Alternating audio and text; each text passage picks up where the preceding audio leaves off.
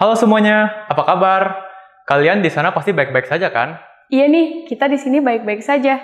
Gimana Ian hari ini? Sudah bersyukur belum? Iya Van, hari ini aku udah merasa terberkati banget nih. Karena masih dikasih kesehatan sampai hari ini.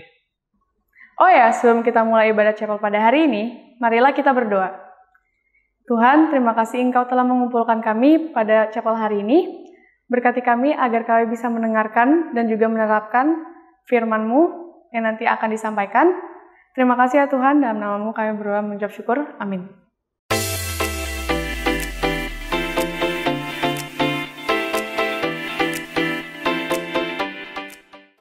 Halo semuanya, selamat pagi Bapak dan Ibu Guru UPH College, selamat pagi juga siswa dan siswi UPH College. Kita ketemu lagi hari ini walaupun kita beribadah secara virtual, tetapi tidak mengurangi hati kita untuk sama-sama menyembah Tuhan dan mendengarkan firman Tuhan. Nah, sebelum kita memulai ibadah kita pagi hari ini, saya akan berikan sedikit waktu ya untuk kita semua untuk saat teduh sejenak, ya memikirkan setiap kebaikan Tuhan yang kita rasakan di dalam minggu-minggu ini dan sampai hari ini. Untuk Bapak dan Ibu Guru serta siswa dan siswi yang terkasih, mari sama-sama kita saat teduh sejenak.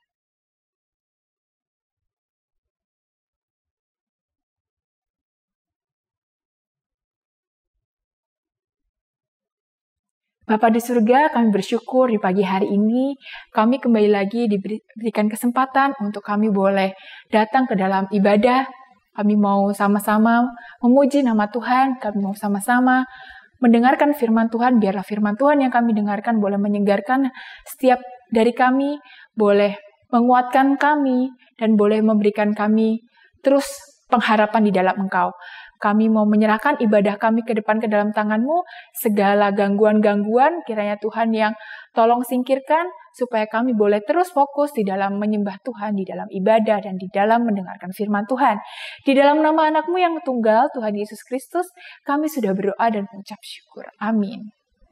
Bapak dan Ibu, dan siswa dan siswi UPH College, saat ini kita akan sama-sama menyiapkan hati untuk menerima firman Tuhan. Sebelum kita sama-sama mendengarkan firman Tuhan, kita mau angkat pujian yang berjudul Engkaulah Kekuatanku. Melihat bahwa hari demi hari, kesulitan-kesulitan yang kita alami, pergumulan-pergumulan yang mungkin kita pernah lewati dan ada sampai saat hari ini, kita semua perlu terus sadari bahwa ada kekuatan Tuhan yang terus menopang kita, ada kekuatan Tuhan yang terus menyertai dan menolong kita. Mari Bapak dan Ibu, biarlah melalui pujian ini kita boleh sungguh-sungguh masuk ke dalam hadirat Tuhan, kita boleh sungguh-sungguh menyanyikannya, dan kita boleh sungguh-sungguh menaikkannya kepada Tuhan. Engkaulah kekuatanku.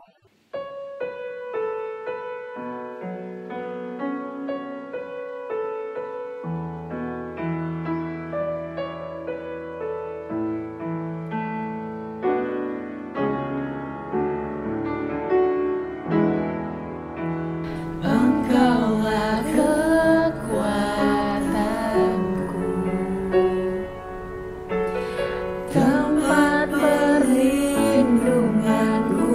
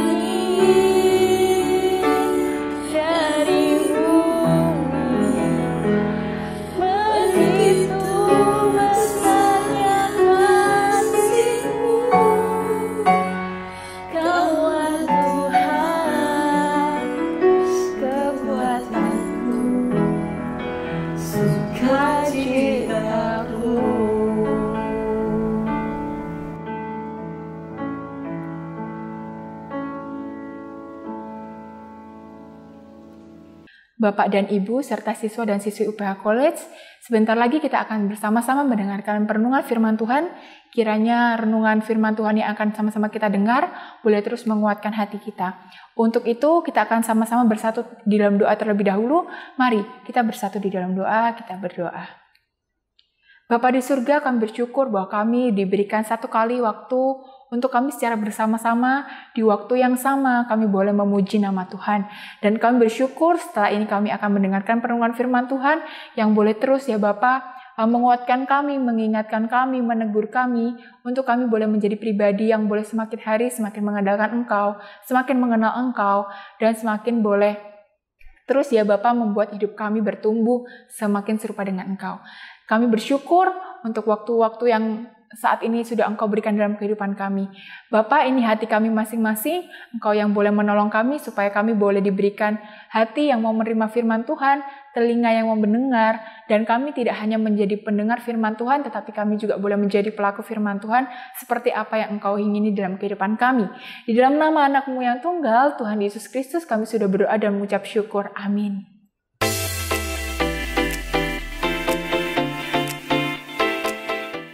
Shalom semuanya, Bapak Ibu sekalian, anak-anak sekalian. Hari ini kita akan sama-sama merenungkan satu bagian firman Tuhan.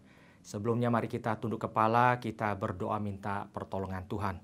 Bapa di surga, berkati kami kiranya pada hari ini Tuhan yang boleh mengajarkan pada kami bagaimana kami boleh memandang kepada Tuhan, bagaimana kami boleh belajar berpengharapan di dalam Tuhan, sehingga hidup kami sebagai manusia yang mampu memikirkan, yang mampu merasakan masa depan kami boleh hidup di dalam ketenangan, kedamaian di dalam Tuhan.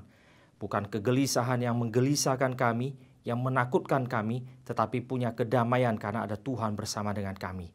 Berkati kami dengan firman-Mu, berkati kami dengan kedamaian daripada Engkau sendiri, yang boleh menuntun kami, yang boleh membimbing kami, yang boleh memberikan kepada kami keyakinan bahwa Engkau boleh berjalan bersama dengan kami. Di dalam nama Tuhan Yesus kami mengucap syukur dan kami berdoa. Amin. Saya akan membacakan satu bagian firman Tuhan yang diambil dari Yeremia. Yeremia pasalnya yang ke-29, ayatnya yang ke-10 sampai ayatnya yang ke-14. Yeremia pasal yang ke-29, ayatnya yang ke-10 sampai ayatnya yang ke-14. Sebab beginilah firman Tuhan, apabila telah genap 70 tahun bagi Babel, barulah aku memperhatikan kamu. Aku akan menepati janjiku itu kepadamu dengan mengembalikan kamu ke tempat ini. Sebab aku ini mengetahui rancangan-rancangan apa yang ada padaku mengenai kamu. Demikianlah firman Tuhan, yaitu rancangan damai sejahtera dan bukan rancangan kecelakaan, untuk memberikan kepadamu hari depan yang penuh harapan. Dan apabila kamu berseru dan datang untuk berdoa kepadaku, maka aku akan mendengarkan kamu. Apabila kamu mencari aku, kamu akan menemukan aku. Apabila kamu menanyakan aku dengan segenap hati, aku akan memberi kamu menemukan aku. Demikianlah firman Tuhan. Dan aku akan memulihkan keadaanmu dan akan mengumpulkan kamu dari antara segala bangsa dan dari segala tempat kemana kamu telah kucerai beraikan. Demikianlah firman Tuhan, dan aku akan mengembalikan kamu ke tempat yang dari mana aku telah membuang kamu. Ini adalah firman Tuhan yang diberikan Tuhan melalui Nabi Yeremia kepada bangsa Israel. Pada zaman itu adalah masa pergumulan tentang pembuangan ke Babel. Di dalam kitab Yeremia kita bisa menemukan bagaimana nanti Yeremia menceritakan, menubuatkan akan pembuangan bangsa Israel atau kerajaan Yehuda ini ke Babel. Dia menyatakan isi hati Tuhan yang akan menghukum umatnya dengan membuang seluruh umatnya ke Babel. Sehingga pembuangan ini nantinya akan menjadi hukuman bagi bangsa Yehuda agar mereka boleh sadar akan kesalahan mereka yang mereka lakukan selama ratusan tahun. Yang kedua adalah di dalam kitab Yeremia juga menyatakan bagaimana nantinya bahwa apa yang dinubuatkan itu benar-benar terjadi.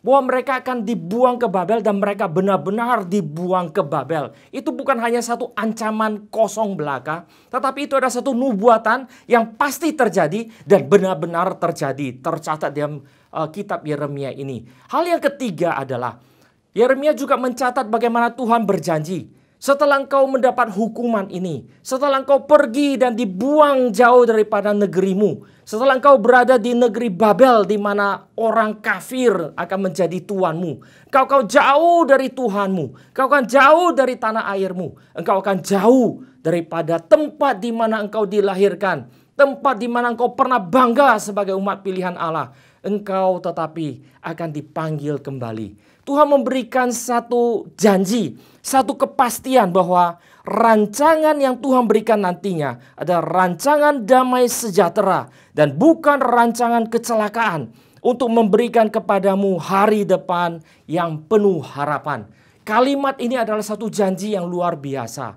Satu janji yang tidak mampu dipikirkan oleh bangsa Yehuda zaman itu. Bagaimana pembuangan ke Babel merupakan satu rancangan sukacita. Bagaimana pembuangan ke tempat orang kafir yang tidak mengenal Tuhan itu menjadi satu yang sukacita, satu rancangan damai sejahtera bagi kami yang adalah umat Allah. Maka dalam hal ini kita harus mengerti konsep di dalam perjanjian lama. Ketika berbicara tentang Allah Israel, Allah Alkitab, maka yang dinyatakan Allah Alkitab adalah dirinya yang berkuasa atas segala sesuatu. Berbeda dengan segala Allah yang pernah mereka tahu. Baik di Mesir maupun nantinya di Mesopotamia termasuk di Babel. Bangsa Israel memiliki Allah yang total berbeda dengan Allah yang ada di atas muka bumi ini. Yang pernah dikenal oleh manusia pada zaman itu. Dan bahkan sampai hari ini. Allah Alkitab atau Allah Israel menyatakan dirinya sebagai Allah yang berkuasa atas segala sesuatu, pencipta langit dan bumi, yang berkuasa bahkan atas sesuatu yang gelap adanya. Sesuatu yang tidak bisa dipikirkan oleh manusia. Bagaimana Allah berkuasa di sana? Kalau di dalam nanti pemikiran orang kuno, satu dewa kalau berkuasa atas terang maka dia tidak berkuasa atas kegelapan. Satu dewa kalau dia berkuasa atas langit, dia tidak berkuasa atas bumi. Dewa yang berkuasa atas bumi tidak berkuasa atas langit. Dewa yang nanti berkuasa atas binatang melata tidak berkuasa atas ikan di laut. Nanti dewa yang berkuasa atas kodok tidak berkuasa atas babi. Dewa yang nanti berkuasa atas kucing tidak berkuasa atas burung. Dewa hanya berkuasa di dalam satu wilayah yang sempit. Satu dewa menguasai satu wilayah. Maka nantinya para dewa dikelompokkan begitu banyak, dikelompokkan menjadi dua kelompok. Satu kelompok adalah dewa yang baik, satu kelompok lagi adalah dewa yang jahat. Dewa yang baik ini nantinya menguasai wilayah-wilayah yang baik dan akan memberikan kebaikan kepada manusia. Berbeda dengan dewa-dewa yang tidak baik, yang jahat ini. Mereka adalah pengacau. Mereka adalah yang memberikan kesusahan, kesulitan kepada hidup manusia. Mereka lah nanti akan merusak hidup kita. Mereka lah akan membuat kita hidup di dalam kesengsaraan. Ini cara berpikir mereka. Namun Allah mengatakan tidak demikian. Aku adalah Allah yang menguasai segala sesuatu. Yang menciptakan langit dan bumi. Yang menguasai yang baik dan yang jahat. Akulah Allah dan tidak ada yang lain.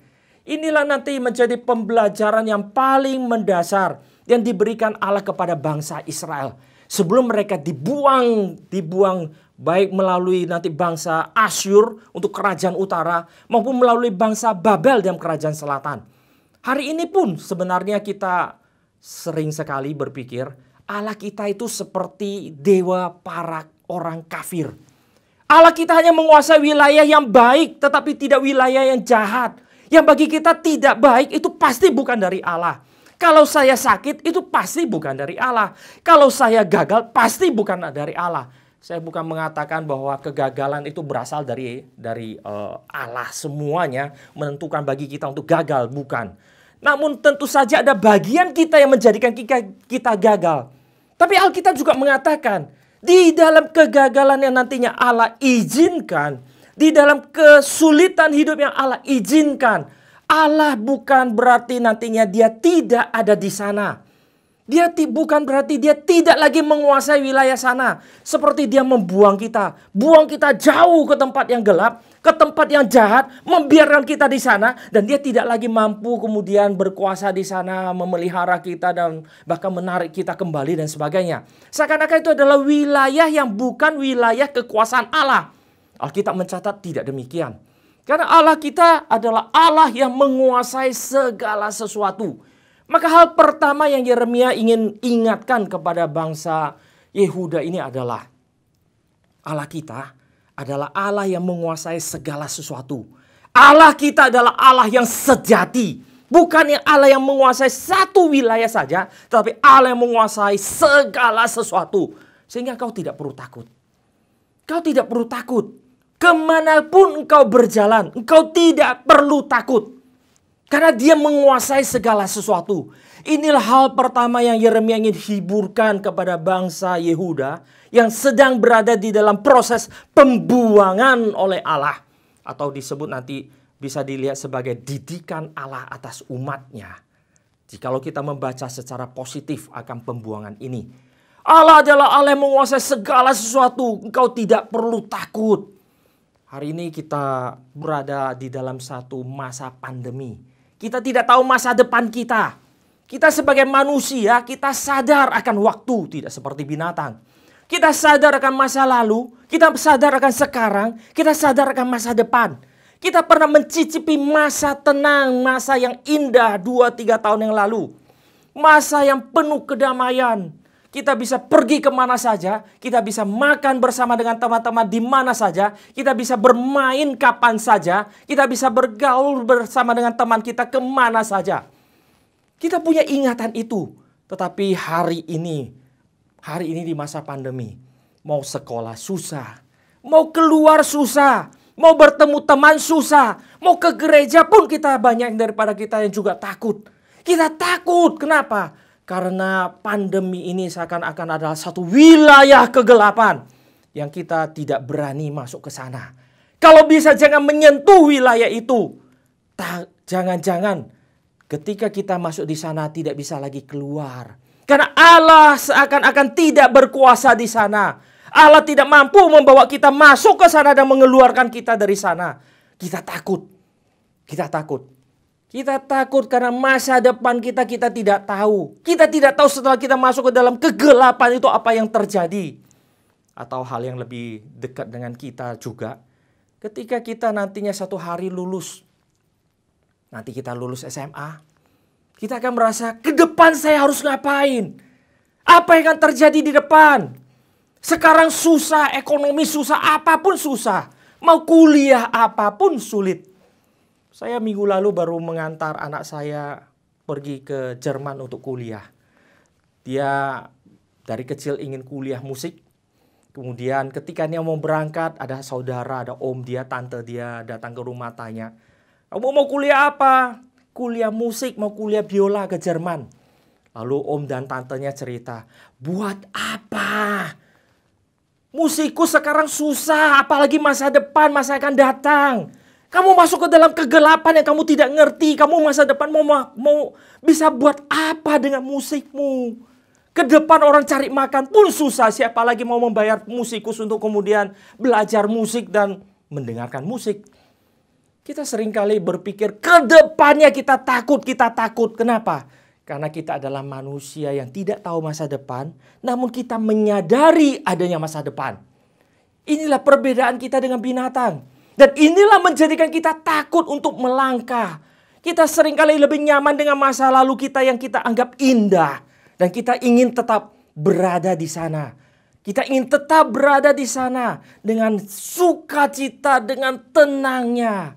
Pengalaman hidup bersama dengan Tuhan, dengan sukacita, itulah ingin kita pertahankan. Namun Tuhan punya rencana yang berbeda dalam hidup kita. Tuhan ingin mendidik umatnya kemudian bertumbuh di dalam segala aspek. Bukan hanya mengenal dia di dalam kebaikannya. Namun juga mampu mengenal dia di dalam pemeliharaannya. Dan bagaimana kita bisa mengenal pemeliharaan Allah? Seseorang yang terus berada di dalam pemeliharaan di dalam rumahnya. maka dia akan tidak mampu mengerti yang namanya pemeliharaan itu seperti apa. Saya lulus SMA pergi ke Jerman. Sampai sebelum berangkat ke Jerman, mama saya ngajarin saya. Belajar masak. Masak nasi goreng, masak capcay, masak ini, masak itu. Udah mati saya. Aduh, nanti tiba waktunya semua bisa. Gampang.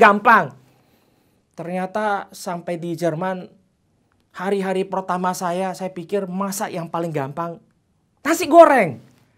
Selama hampir sebulan 30 hari itu, bulan pertama, setiap hari saya masih masak nasi goreng. Tetapi 30 kali masak nasi goreng tidak pernah menghasilkan nasi goreng yang sama dua hari yang sama. Nggak pernah. Hari ini terlalu asin, besok tidak ada rasa, nanti terlalu banyak minyak, jadi manis, jadi ini, jadi itu, macam-macam. Tidak pernah bisa menjadi sama. Setelah itu saya baru mulai sadar. Kok saya di rumah makan, kalau namanya nasi goreng di kepala saya, di memori saya, di dalam ingatan saya, rasanya seperti ini. Dan selalu rasanya seperti ini. Kenapa saya sekarang nggak mampu? Disitulah saya baru mengerti. Hal yang kedua yang Tuhan selalu ajarkan kepada kita dan ingin ajarkan kepada kita lebih lagi. Yaitu tentang pemeliharaannya. Bagaimana di masa lalu Tuhan sudah peliharakan kita. Kita tidak sadar. Kita cuma tahu bangun pagi sudah ada sarapan, makan, pergi sekolah. Kita hidup sampai hari ini. Kita rasa itu wajar. Segala sesuatu wajar. Memang harus begitu. Saya hidup ya memang harus begitu. Biarkan saja memang harusnya begitu. Kita tidak sadar semuanya itu ada di dalam pemeliharaan Tuhan. Sampai kapan? Sampai Tuhan mengirimkan kita ke tempat yang agak gelap. Kita baru ingat. Dulu ada terang. Dulu ada pemeliharaan Tuhan. Dulu ada kebaikan Tuhan. Dulu banyak hal yang Tuhan berikan dan saya tidak pernah sadar. Dan saya tidak pernah tahu bahwa atau bahkan tidak benar-benar menyadarinya bahwa Tuhan sedang berada di sisi saya. Yang saya tahu adalah yang saya lihat ini kurang, itu kurang, ini kurang, itu kurang. Sampai kapan? Sampai ketika kita berada di jalan yang agak gelap. Lorong yang sempit, yang gelap. Kita mulai sadar. Disinilah saya baru sadar. Dulu ada pemeliharaan Tuhan yang baik. Ada ini, ada itu. Namun kalau hanya berhenti di sana, maka kita akan menjadi orang yang pesimis. Hidup akan kita menjadi hidup yang di dalam ketakutan. Karena sekarang saya ada di lorong yang gelap. Lalu bagaimana? Ke depan makin gelap, tidak kelihatan terang. Masa depan tidak akan menjadi, nanti saya akan kuliah ini dan saya akan jadi ini, jadi ini. Tidak ada orang tahu ke depannya akan jadi apa. Saya tidak pernah berpikir saya satu hari akan menjadi pendeta. Saya pergi ke Jerman untuk kuliah. Belajar elektronik, mikroelektronik. Menjadi desainer IC, microchip. Untuk masa depan yang cerah. Dengan penuh banyak uang, dengan penuh sukacita untuk menikmati hidup ini. Namun di tengah-tengah Tuhan memanggil untuk menjadi umatnya. Menjadi hambanya. Di tengah-tengah itu Tuhan bisa belokkan kita. Dan tidak ada yang tahu. Tidak ada yang tahu.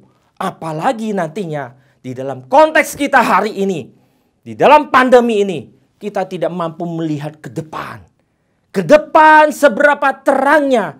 Bahkan memori seindah apapun tidak mampu membuat kita berjalan ke depan dengan tenang. Hati yang penuh damai. Kenapa? Karena kita tahu ke depan apapun bisa terjadi. Apapun bisa terjadi. Yang hari ini hidupnya dengan sangat indah, kaya raya dan sebagainya. Semuanya bisa terbalik di dalam waktu yang sangat singkat. Dengan waktu yang sangat singkat. Kita semua itu bisa terbalik mendadak.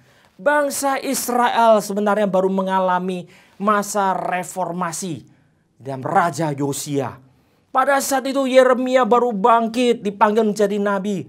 Yosia baru membangkitkan kerajaan Yehuda, kerajaan Israel. Bangsa Israel baru merasa kami bangkit kembali pada Tuhan. Namun dengan sangat cepat di dalam raja-raja berikutnya terjadi pembalikan dan mereka akhirnya dihukum Tuhan. Inilah nantinya yang terjadi di dalam bangsa Israel. Hidup kita juga tidak akan terlalu berbeda. Maka ada hal yang ketiga Tuhan ajarkan. Dia adalah Allah yang baik. Yang bukan merancangkan masa depan yang penuh kecelakaan. Bukan. Dia merancangkan hidup kita dengan penuh damai sejahtera.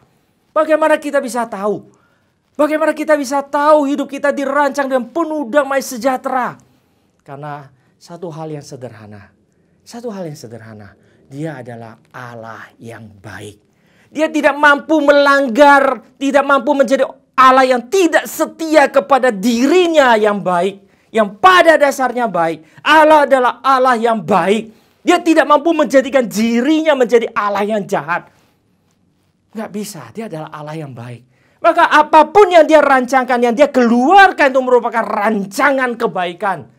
Sehingga setiap orang yang bergantung kepada dia, apapun yang dia kerjakan, termasuk izin dia dengan mendidik kita masuk ke dalam lembah kekelaman sekalipun, itu adalah rancangan Allah yang baik untuk mendidik umatnya.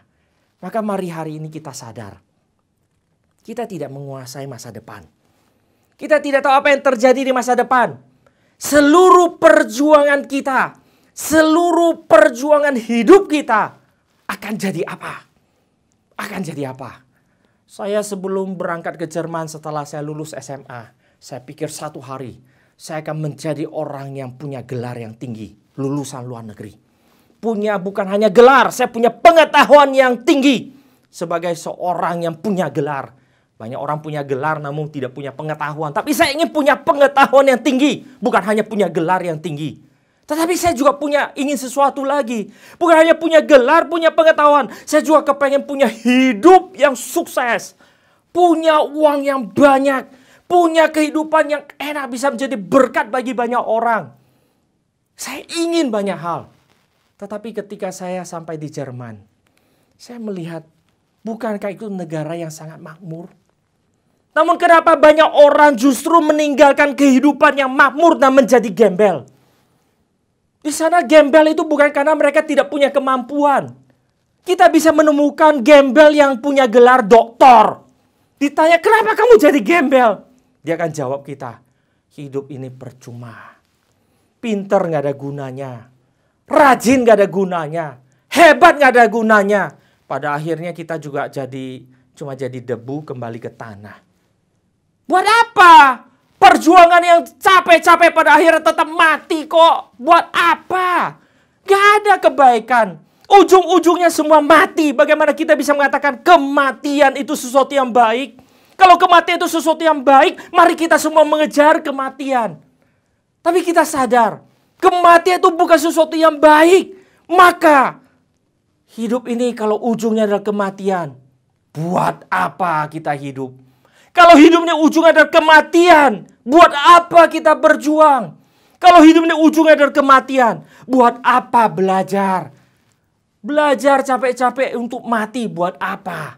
Coba bayangkan, kita sedang berada di dalam penjara. Di penjara untuk menunggu hukuman mati. Tapi karena saking banyak yang mesti dihukum mati, kita sedang menunggu giliran kita yang masih 40 tahun lagi. Selama 40 tahun ke depan menunggu kematian. Akankah kita tiap hari pergi ke sekolah belajar? Rajinnya luar biasa. Saya juara 1.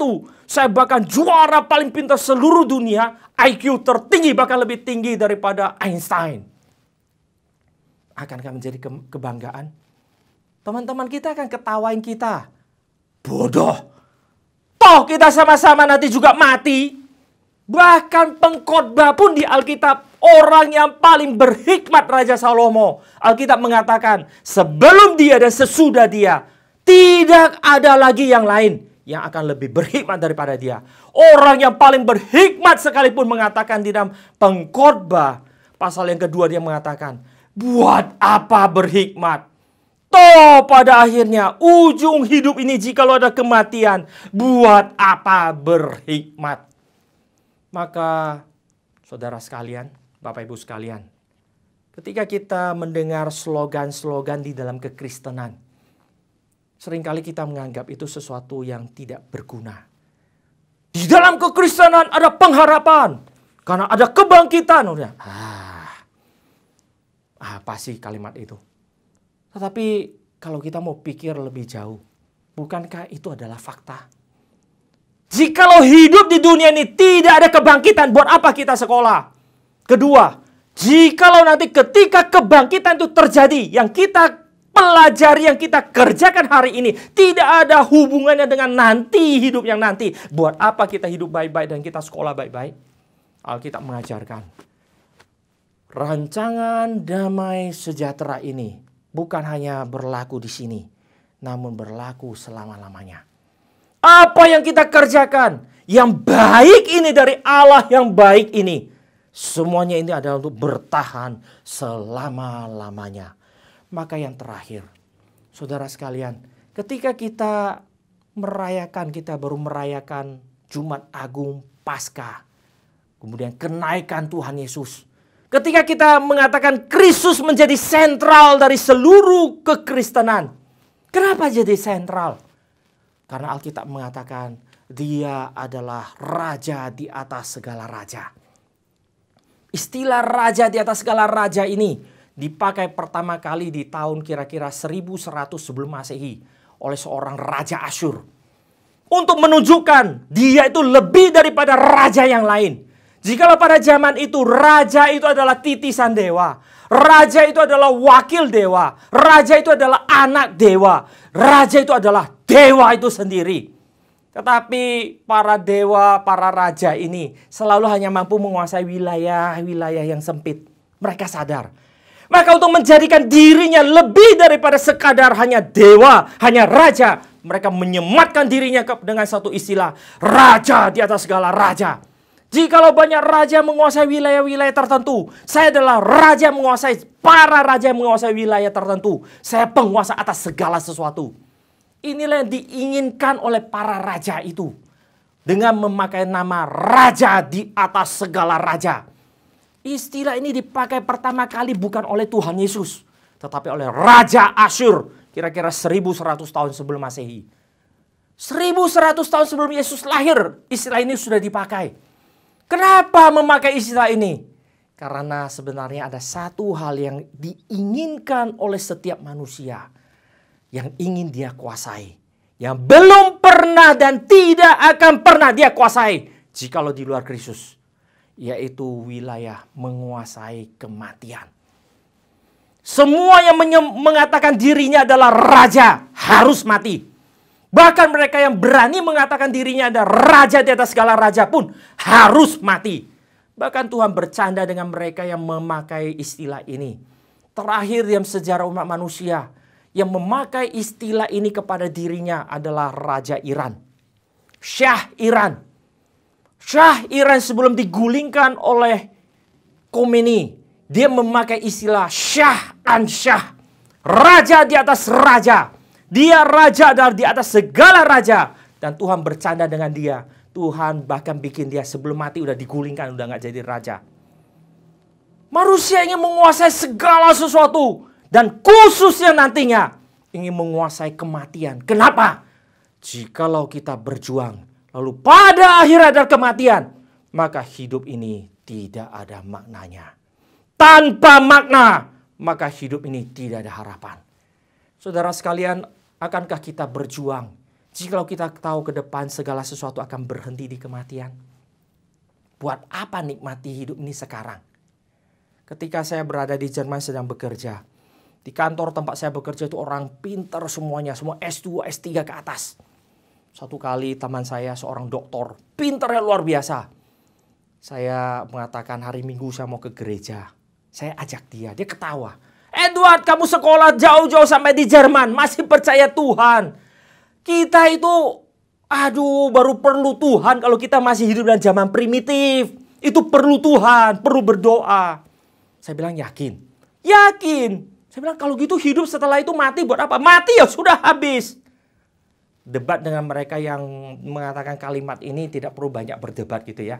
Saya langsung buka jendela, kantor kami itu ada di lantai 7. Jadi kalau dihitung-hitung dengan ground itu ada 8 lantai. Dan di Jerman per lantainya itu tidak seperti gedung di Indonesia yang cuma 2,5 meter gitu ya. Itu kira-kira satu lantai itu 3 meter, 3,5 meter. Cukup tinggi. Saya langsung buka jendela. Namanya Rudiger. Rudiger, silakan loncat. Hidup kita susah sekarang. Susah, setiap proyek itu mesti berpikir sampai kepala pecah. Bergumul cari jawaban sampai setengah mati. Kerja itu susah, hidup itu susah. Buat apa kamu hidup susah-susah? Mati aja toh, setelah mati habis semua. Loncat, silakan. Selesaikan kesulitanmu. Dia diam sejenak. Kemudian dia tanya, Edward, saya bingung. Kenapa saya nggak berani ya? Kenapa saya takut mati? Saya bilang, tanya dirimu. Tanya dirimu. Kenapa kamu takut mati? Karena kita sadar sebenarnya kematian itu bukan segala-galanya. Kematian itu bukan akhir. Tapi kematian itu hanya satu pintu menuju kepada yang tidak akan pernah berubah lagi. Itulah yang menakutkan. Dan kalau kita salah masuk pintu, maka kita akan masuk ke sana dan tidak akan berubah selama-lamanya. Celaka luar biasa. Maka hari ini, satu-satunya nantinya, ketika Alkitab menyematkan istilah ini, raja di atas segala raja kepada Tuhan Yesus. Dan inilah nanti yang sah di atas muka bumi ini. Kenapa? Dialah satu-satunya. Sebelum dia tidak ada. Setelah dia tidak akan ada lagi. Kecuali kita yang ada di dalam dia akan dibangkitkan. Yang menaklukkan kematian. Dan kematian tidak pernah menjadi akhir. Kematian tidak pernah menjadi pintu sampai kepada kecelakaan. Atau memasuki kecelakaan. Karena kematian itu menjadi tempat, bahkan menjadi masuk kepada kehidupan yang kekal. Raja di atas segala raja. Dialah satu-satunya yang menguasai segala sesuatu. Menaklukkan segala sesuatu. Termasuk kematian. Kristus menaklukkan kematian. Dialah raja di atas segala raja yang sesungguhnya. Inilah pengharapan kita. Segala yang kita perjuangkan, segala yang kita kerjakan, segala yang kita boleh harapkan, itu tidak akan pernah menjadi sia-sia. Kematian tidak pernah menghentikan apa yang kita perjuangkan. Kematian tidak pernah menjadi akhir dari segala yang kita perjuangkan. Kematian hanya akan menjadi pintu menuju kepada kesempurnaan. Karena kematian sudah ditaklukkan oleh Sang Raja di atas segala raja. Inilah pengharapan kita. Dialah yang menguasai segala sesuatu. Dia yang memelihara kita. Sehingga kita boleh memiliki keinginan, kesadaran akan sesuatu yang indah di belakang boleh terjadi di depan. Dan dia adalah Allah yang baik. Kita boleh yakin dia akan memberikan yang terbaik bagi kita. Dia akan memberikan damai sejahtera. Satu masa depan yang penuh harapan. Dan bukan saja memberikan satu janji. Tapi satu kepastian. Karena dia sudah menaklukkan kematian ini. Inilah yang menjadi pengharapan kita. Kita boleh melakukan segala sesuatu dengan pemeliharaan Tuhan. Boleh memiliki satu iman. Boleh satu kenangan baik di masa lalu. Yang kita boleh harapkan terjadi di depan. Di dalam pemeliharaan Tuhan. Di dalam kebaikan Tuhan. Dan di dalam jaminan Tuhan. Bahwa semuanya itu tidak akan pernah menjadi sia-sia. Saudara sekalian, Bapak Ibu sekalian, kita boleh belajar berharap ke depan. Yang kita kerjakan di dalam kehendak pimpinan, di dalam kebenaran Tuhan. Semuanya itu tidak akan pernah menjadi sia-sia. Karena Allah yang berjalan di depan kita adalah Allah yang sama yang pernah memberikan kepada kita kebaikannya di masa lalu. Allah yang menjamin di depan kita adalah Allah yang pernah menaklukkan kematian. Yang pernah menaklukkan musuh terbesar manusia. Yang menghabisi seluruh perjuangan manusia. Jikalau tanpa dia. Dia adalah Allah yang menaklukkan segala sesuatu. Yang berjalan di depan kita. Dan menjamin kebaikan yang boleh terjadi dalam hidup kita. Kiranya Tuhan boleh menolong kita. Sebagai anak Tuhan. Kita memiliki iman yang kuat. Memiliki iman yang teguh. Memiliki pengharapan yang pasti. Di dalam dia. Dan kita boleh belajar bersuka cita. Berjalan di dalam pimpinan Tuhan. Kita boleh mengalami kesulitan.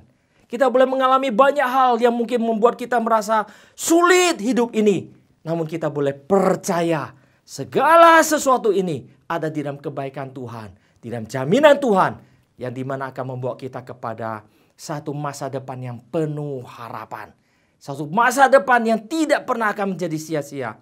Satu masa depan yang akan menjadikan kita sekali lagi menikmati kebaikan Tuhan, pemeliharaan Tuhan, menikmati apa yang menjadi kuasa Allah di dalam hidup kita sebagai manusia.